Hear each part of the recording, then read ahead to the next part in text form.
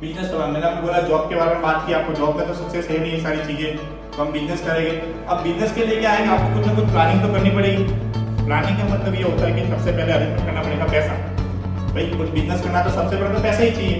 चलो पैसा कहीं से आपने अरेंजमेंट कर लिया, फिर शॉप चाहिए आपको, शॉप अरेंजमेंट कर ली, फिर आपको प्रोडक्ट चाहिए, प्रोडक्ट अरेंजमेंट करने के बाद में आपको कस्टमर चाहिए।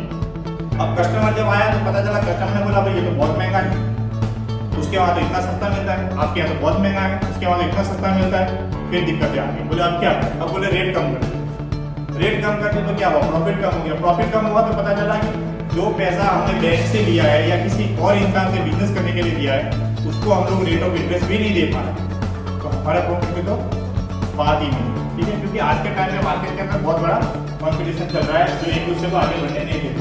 पर हमारे पास एक ऐसा प्लान है, ऐसा बिजनेस प्लान है जिसमें आपको बिना इन्वेस्टमेंट किए, मतलब कुछ पैसा लगाना नहीं है और आपको बिजनेस करना है। मैं आपको ऐसा बोल दूं कि भाई आपको 1 रुपया भी नहीं लगाना है और मैं आपको मेरी कंपनी का मालिक बना दूं। आपको सिर्फ टर्नओवर करना, आपको सिर्फ माल बेचना। देखो आखिर में बेचना माल ही है। आप खुद का बिजनेस शुरू करोगे तो फिर क्या करोगे, प्रोडक्ट बेचोगे, कुछ ना कुछ तो रखोगे। प्लास्टिक की करोगे तो प्लास्टिक के आइटम रखोगे, लोहे की करोगे तो लोहे की आइटम रखोगे, किराना की करोगे तो किराना के आइटम रखोगे। रेंट भी देना पड़ेगा, लोगों को सैलरी भी देनी पड़ेगी, जहाँ से पैसा लाया उसका रेट ऑफ इंटरेस्ट भी देना पड़ेगा, बैंक से लिया तो उसकी ईएमआई भी देनी पड़ेगी। अब ये सब आपको करने की जरूरत नहीं और फिर भी आपको बिजनेस करने को मिलेगा और आप अपने बिजनेस के खुद मालिक हो। तो आप ये बिजनेस कर सकते हो जहाँ कुछ नहीं लगे, कुछ भी। देखो खोने के लिए कुछ नहीं है, पाने के लिए बहुत कुछ है। अगर आप हमारे साथ जुड़ भी गए, कई लोगों के दिमाग में ये होता है कि कंपनियां चली जाती है। मैं मानता हूँ चलो मेरी कंपनी चली गई, क्या फर्क पड़ा।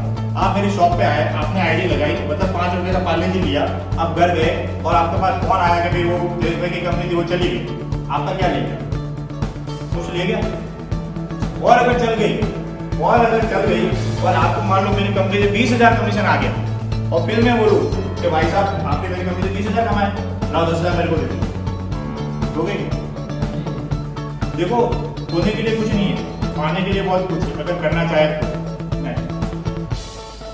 डिजिटल बिजनेस 2021, 2022, 2023, 24 और 25, 2025 आते आते ये डिजिटल बिजनेस जो मैं आपको बात कर रहा हूँ पूरा का पूरा रूप डिजिटल ले लेगा। आज जो भी आप काम कर रहे हो वो आपको भी पता है कि मेरा खुद का बिजनेस भी डिजिटल हो गया, मतलब ऑनलाइन शुरू हो गया। जैसे अभी मैंने ग्रोसरी की बात की तो grocery Amazon, Flipkart, Snapdeal, big basket, उड़ान, बहुत सारी कंपनियां हैं। आपके साथ नाम भी नहीं सुने होंगे, ऐसी ऐसी कंपनियां हैं सिटी के अंदर। यहाँ तो मैंने अभी तक एक भी कंपनी को देखा ही नहीं है। तो वो सारी कंपनी ग्रोसरी, मतलब जो आप राशन यूज करते हो वो कम दाम में आपके घर तक पहुंचे। तो इससे क्या होगा, किराना की दुकानें कम होंगी। देखो सादे के अंदर किराने की दुकानें बहुत थी, हमारे सिटी में भी बहुत थी, पर आज सारी की सारी किराने की दुकानों ने क्या किया है, सुपरमार्केट का रूप ले लिया। कस्टमर खुद जाता है, बकेट उठाता है और अपने को जो चीज चाहिए वो ले लेता है। इससे क्या हुआ, 2-3 चीजों का फायदा होता है। पहला, कस्टमर को हर चीज का भाव नहीं पूछना पड़ता कि भाई इसका क्या रेट है, इसकी क्या प्राइस है, वो देखेगा उसको सस्ता लगेगा ले ले। दूसरा, शॉप वाले को भी स्टाफ कम रखने की जरूरत है। एक स्टाफ होगा वो भी वो पूरा संभालेगा, नहीं तो उसको 2-3 स्टाफ रखने पड़े।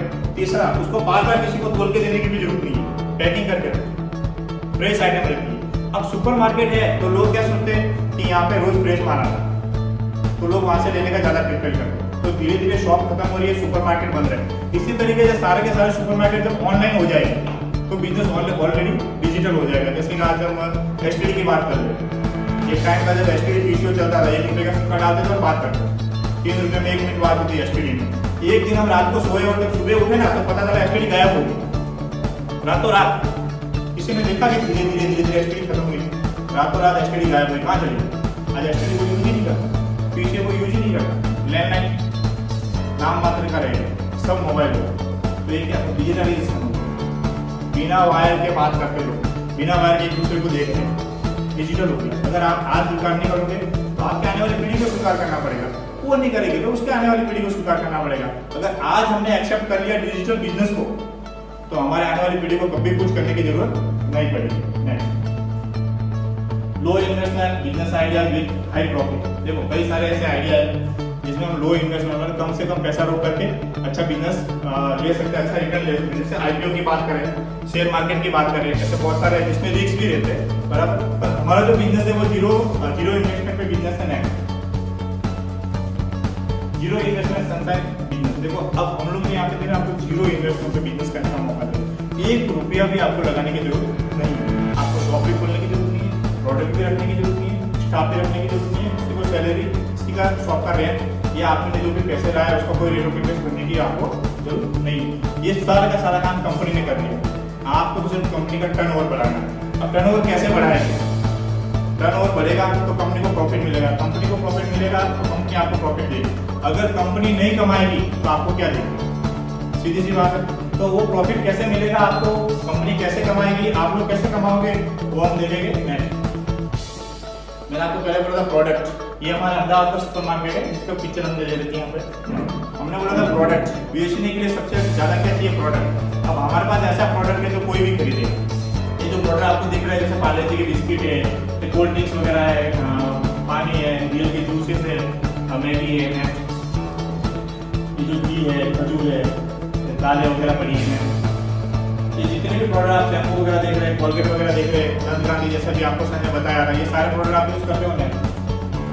ये सारे प्रोडक्ट आप यूज करते हो। कोई इंसान ऐसा बोलता है मामी ये यूज नहीं कर रहे। एक आधा इंसान ऐसा होगा जो बोलेगा भाई मैं तो नीम का बबूल का यूज करता हूँ, मैं तो नीम ही घिसता हूँ बचपन से। मत घिस भी, कोई प्रॉब्लम नहीं, नीम ही घिस, कोई फर्क पड़ने वाला नहीं है। पर नीम खाता तो नहीं होगा ना कि नीम ही खा के सोता हो? मैं तो खाता भी नहीं, मैं तो नीम ही खाता हूँ। ऐसा तो है नहीं, खाना तो खाता ही होगा, दाल चावल तो खाते ही होगा। अरे नहीं खाता तो कोई बात नहीं, रोटी तो खाता होगा, आटा तो लाता होगा, कुछ तो करता होगा, नहाता तो होगा एटलीस्ट, कि नहाता भी नहीं। जब किसी को नहीं करना तो बहुत सारे बहाने हो जाते हैं, नहाता तो हो गई, सीधी सी बात। आप एक सामान 1 रुपए का प्रोडक्ट भी हमारे यहाँ से ले जाएंगे ना तो महीने का 10,000 नहीं, 20,000 नहीं, 30,000 नहीं, 50,000 तक आप कमा सकते हो। 1 रुपए के शैम्पू के पाउच से भी आप इतना सारा कमा सकते हो। तो सोचो अगर आप हमारे यहाँ से डेली राशन ले जाओगे आपका हर महीने का, तो आप कितना कमाओगे? अब वो कैसे होगा?